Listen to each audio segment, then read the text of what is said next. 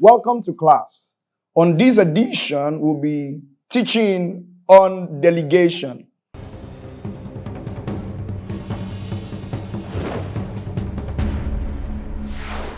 Delegation is a very important aspect of leadership and organizational leadership development, where leaders transfer roles and responsibilities to other people, most especially to their team members. Since delegation is a very important responsibility of every leader, that means every leader must develop that skill and be more efficient in applying it to their day-to-day leadership responsibilities. So how do you delegate? What are the steps involved in delegation? And it is not about transferring responsibilities. If you transfer the responsibilities and you are not more productive and you are not more efficient and the organization is not getting more results, that means the delegation was wrong in the first place. So to delegate, the first step is to define what you want to delegate.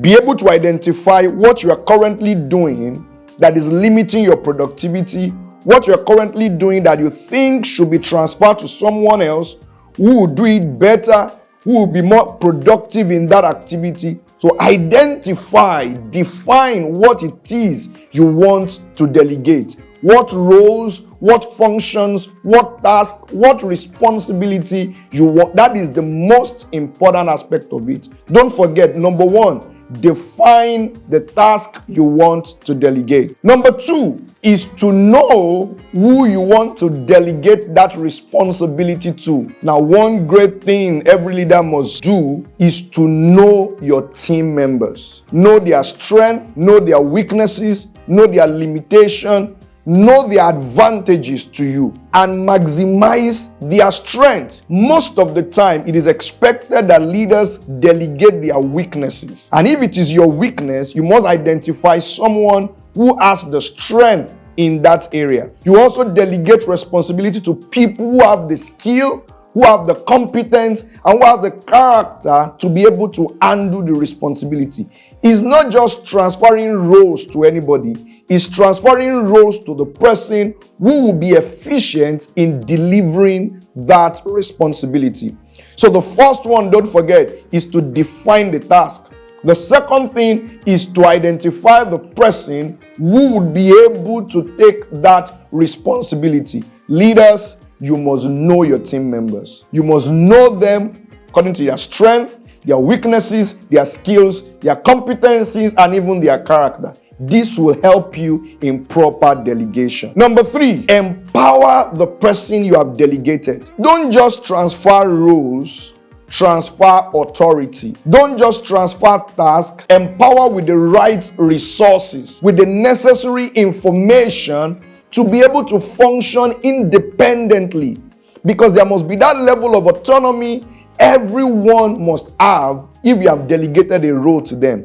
The problem most leaders have is that they are afraid to delegate power. They may not really be afraid to delegate tasks and responsibilities, but see, if you don't delegate power to the person you have delegated responsibility to, they will not be efficient. Don't micromanage them. Define what they want to do and empower them to do it. The right resources, the right information, and the appropriate power they need to carry out their roles. So number four, you must establish clear communication line. Everyone you have delegated a responsibility to, they must be clear on what is expected of them. Tell them the goal, tell them the deadline if there is any of such. You must communicate clearly to them at the beginning. You must also consistently create a proper avenue of continuous communication. If they need clarification, it must be easy to get it. If they need to reach out to you at any point in time, it must be easy to get. One of such ways is to actually create probably scheduled meetings, weekly meetings, monthly meetings, quarterly meetings. Just ensure you create that line of communication. It is key When we say leaders communicate, this is one of the things they do. This is why they communicate, because they want to delegate those roles. You must use clear languages. You can even have a chat for them. You can send them as mail, meet with them face to face, but ensure that the goals and expectations are properly communicated. Number 5, as a leader who has delegated responsibility, you must monitor progress. You must monitor that they are delivering on their responsibility.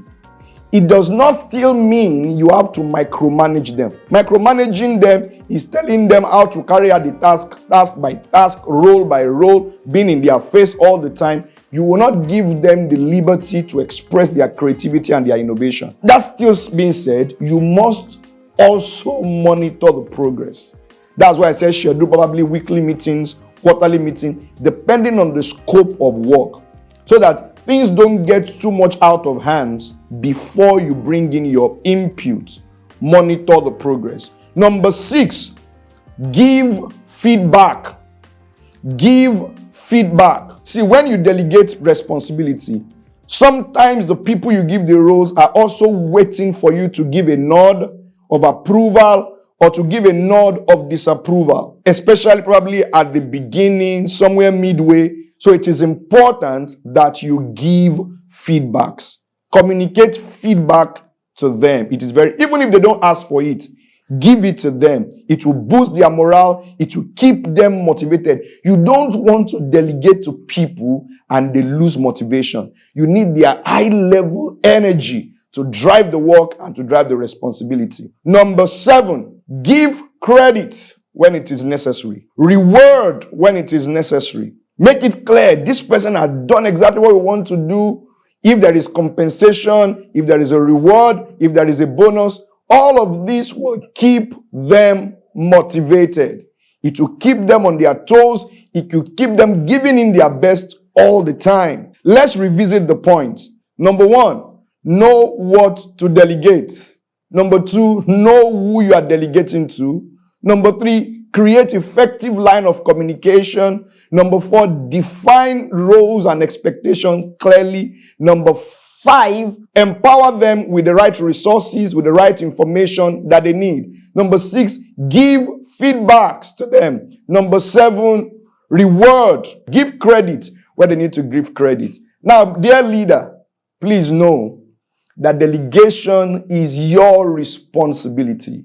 But there are certain challenges with delegation. Sometimes you don't want to lose control and power, but delegation will not make you lose control and power. In fact, it is being said that the more power you give, the more power you have. Don't also micromanage the people you have delegated your responsibility to. Allow them and give room for mistakes. Give room for learning on the job. Give room for improvement. Give room for innovation. And you would see how your team members will become more effective and the organization will be more productive.